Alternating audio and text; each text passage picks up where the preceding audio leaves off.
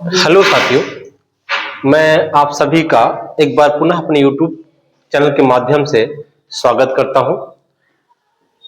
आज मैं आप सबके सामने एक नए लेसन के साथ हाजिर हुआ हूं, जिसका नाम है किरचॉफ का नियम तथा वैद्युत परिपथ। इस बात को समझना है हम लोगों को कि किरचॉफ का नियम है क्या और इलेक्ट्रिक सर्किट क्या होता है, वैद्युत परिपथ क्या है वो जानेंगे। उससे पहले हम लोग का एक टॉपिक से है वैद्युत सेल किसे कहते हैं, इलेक्ट्रिक सेल क्या होता है वो सीखेंगे, फिर आगे हम लोग बढ़ेंगे। मैं आपको बता दूं वैद्युत सेल कहते किसे हैं। तो सेल आप लोगों ने देखा होगा, नॉर्मली वो रिमोट का जो सेल है, इस तरह के सेल आपने देखे हैं, ठीक है। बैटरी के सेल देखे हैं, जो इसमें लाइट्स आती, वो टार्च आती है, उसके सेल्स आपने को देखे होंगे। तो वो सेल्स कहते किसे हैं, डिफाइन कैसे करेंगे इसको हम लोग। तो मैं आपको बता दूं कि यह एक ऐसी युक्ति है जो रासायनिक ऊर्जा को विद्युत ऊर्जा में बदलकर किसी परिपथ में धारा के प्रवाह को बनाए रखती है। फिर से समझ ले, मैंने आपसे क्या कहा। यह एक ऐसी युक्ति है जो किसी परिपथ में सॉरी यह एक ऐसी युक्ति है जो रासायनिक ऊर्जा को विद्युत ऊर्जा में बदलकर किसी परिपथ में धारा के प्रवाह को बनाए रखती है। मैं इसे राइट कर देता हूं, आप लोग लिख सकते हैं।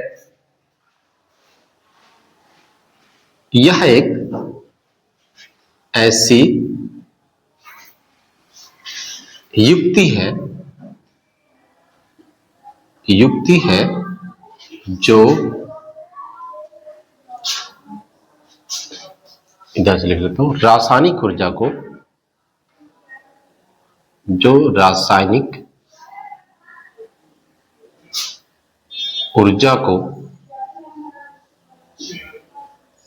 विद्युत ऊर्जा में बदलकर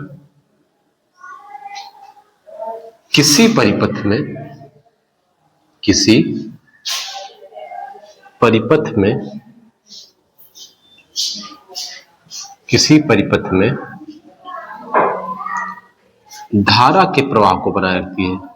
धारा के प्रवाह को बनाए रखती है।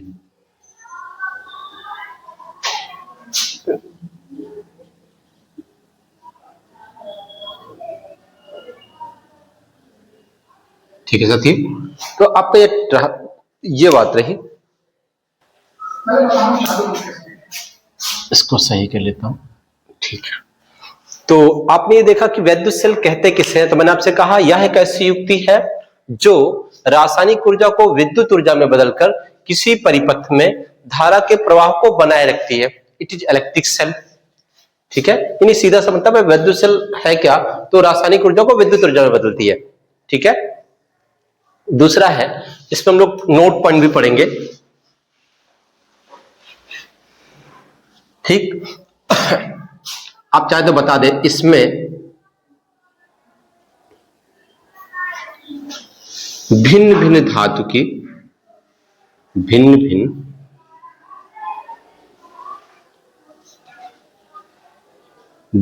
की दो छड़ें होती हैं, दो छड़ें होती हैं। दो छड़ें होती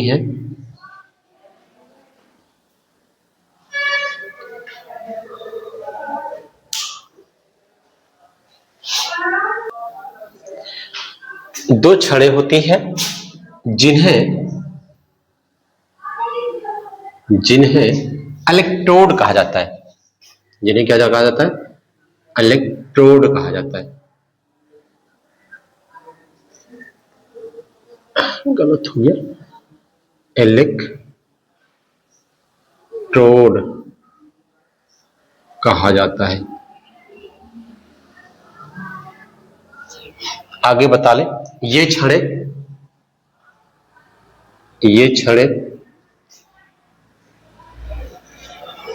एक द्रव में डूबी रहती हैं, डूबी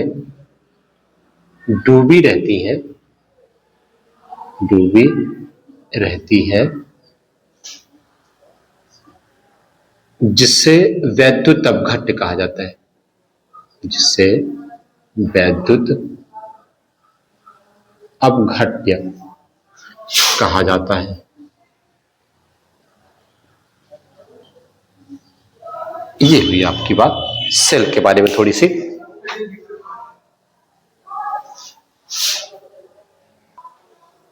ये थोड़ा मिस्टेक हो गया है, इसको आप लोग चेक कर लीजिएगा।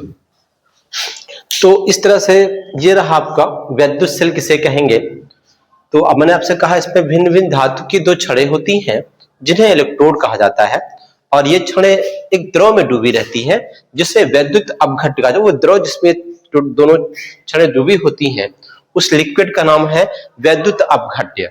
ठीक है, नेक्स्ट टॉपिक हम लोग पढ़ेंगे इसी पे। मैं इसको इरेज कर लेता हूं। तो हम लोगों की नेक्स्ट बात जो है वो हम लोग समझ लेंगे।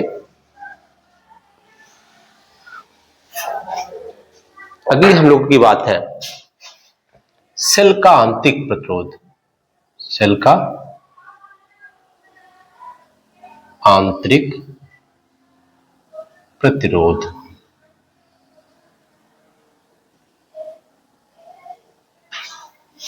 दूसरी बात हम लोग करेंगे सेल का आंतरिक प्रतिरोध किसे कहा जाता है। तो मैं आपको बता दूं, आप ये जानते होंगे कि ये आप सपोज करो इस तरह से कोई पात्र है और इस पात्र में दो छड़ें डुबाई गई हैं। इस तरह से ये छड़ें अलग अलग धातु की हैं, एक कॉपर की हो सकती है और एक जिंक की हो सकती है। इस तरह से केमिस्ट्री में शायद लोग बताते हैं कि एक कॉपर की छड़ होती है और जिंक की होती है। इसको Cu कहते हैं, इसको Zn कहते हैं, ऐसे कुछ मिला के बनाते हैं वहां लोग।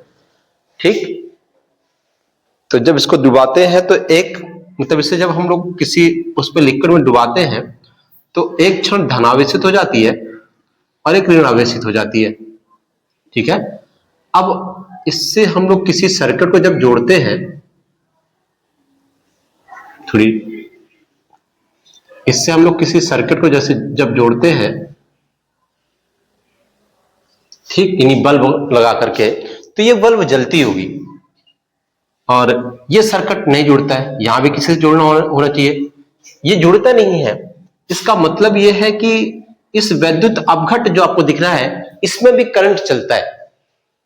ठीक है, अब यहां से यहां तक जो करंट आता है वो इस वैद्युत अपघट्य के माध्यम से आता होगा।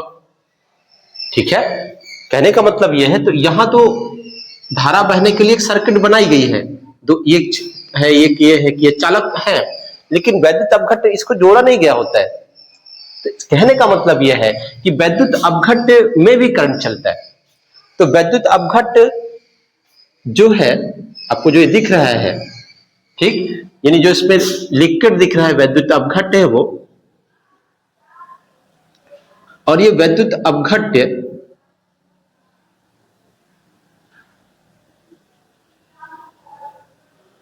जो आपका वैद्युत अपघट्य है ये धारा के मान में प्रतिरोध, रुकावट उत्पन्न करता है। क्या करता है? धारा के मान में रुकावट उत्पन्न करता है। जो रुकावट डालता वही आपका क्या है? सेल का आंतरिक प्रतिरोध कहलाता है। यानी आप कह सकते हैं वैद्युत अपघट्य द्वारा वैद्युत धारा के मार्ग में डाली गई रुकावट सेल का आंतरिक प्रतिरोध कहलाता है। आप नोट डाउन कर सकते हैं इसको, हम लोग कैसे करेंगे वो देख लेते हैं।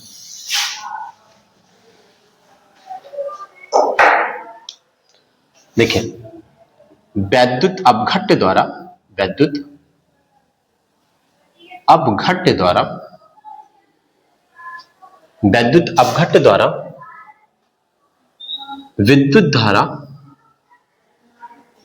विद्युत धारा के मार्ग में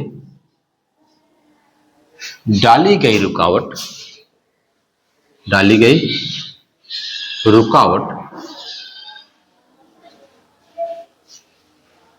सेल का आंतरिक प्रतिरोध कहलाता है। सेल का आंतरिक प्रतिरोध कहलाता है।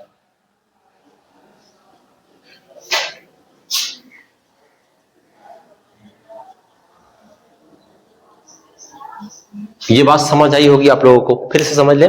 वैद्युत अपघट्य द्वारा विद्युत धारा के मार्ग में डाली गई रुकावट सेल का आंतरिक प्रतिरोध कहलाता है। इसे स्मॉल आर से व्यक्त करते हैं, स्मॉल आर से व्यक्त करते हैं।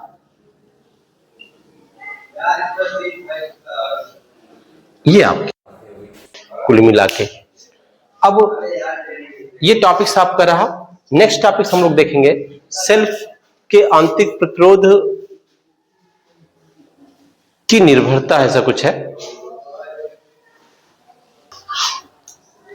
तो नेक्स्ट टॉपिक हम लोगों का सेल की आंतरिक प्रतिरोध की निर्भरता, ठीक है। तो ये बात समझेंगे हम लोग कि सेल का आंतरिक प्रतिरोध जो है वो किन किन बातों पर निर्भर करता है।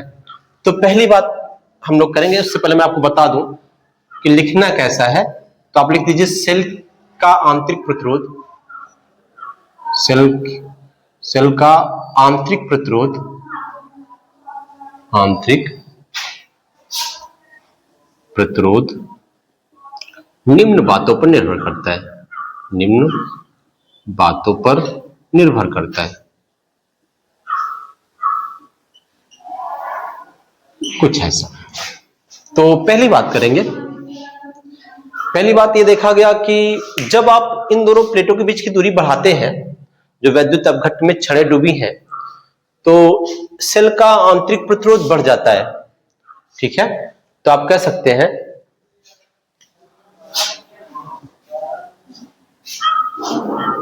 पहली बात, सेल का आंतरिक प्रतिरोध, सेल का आंतरिक प्रतिरोध प्लेटों की बीच की दूरी के समानुपाती होता है, समानुपाती होता है।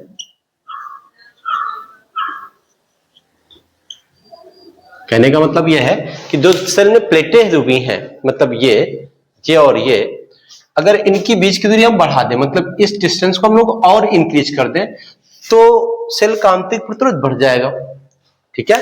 दूसरी बात हमने आपसे बताया होगा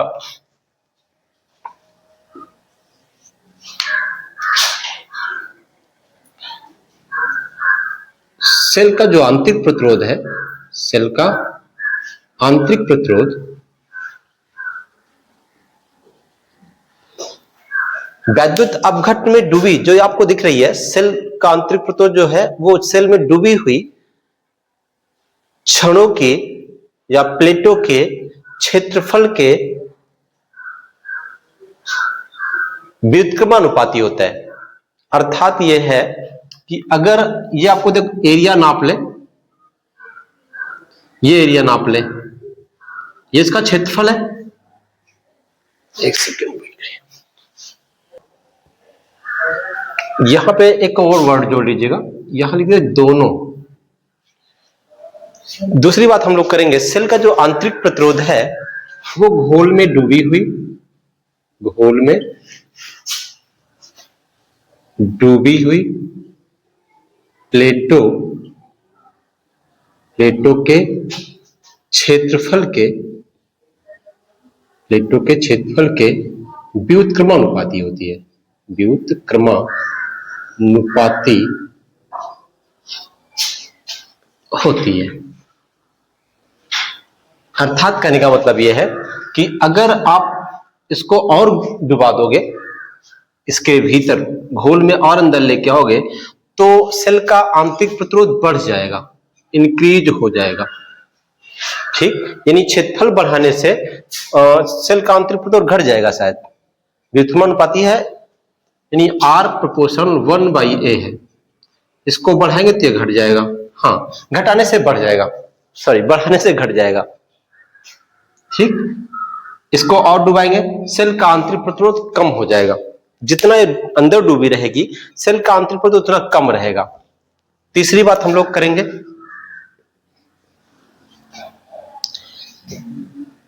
सेल का आंतरिक प्रतिरोध, सेल का आंतरिक प्रतिरोध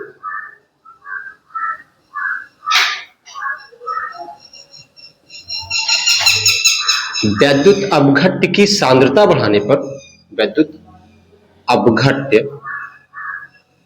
की सांद्रता बढ़ाने पर बढ़ती है।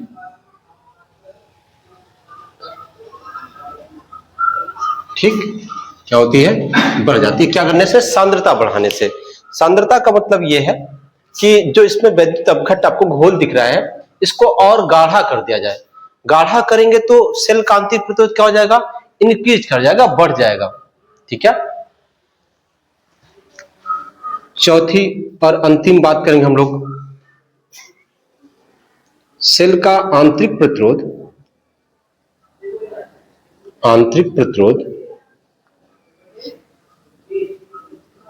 सेल का आंतरिक प्रतिरोध प्लेटों के प्रकृति पर निर्भर करता है। प्लेटों की प्रकृति पर निर्भर करता है, प्रकृति पर निर्भर करता है।